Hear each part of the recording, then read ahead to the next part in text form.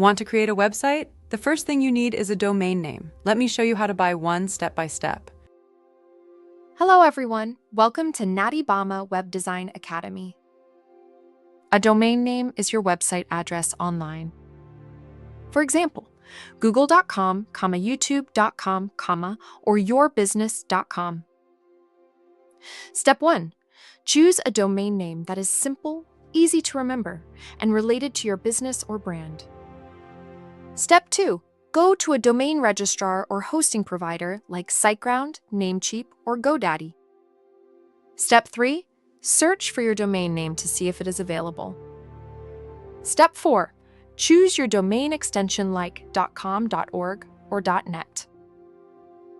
For businesses, .com is usually the best option. Step 5.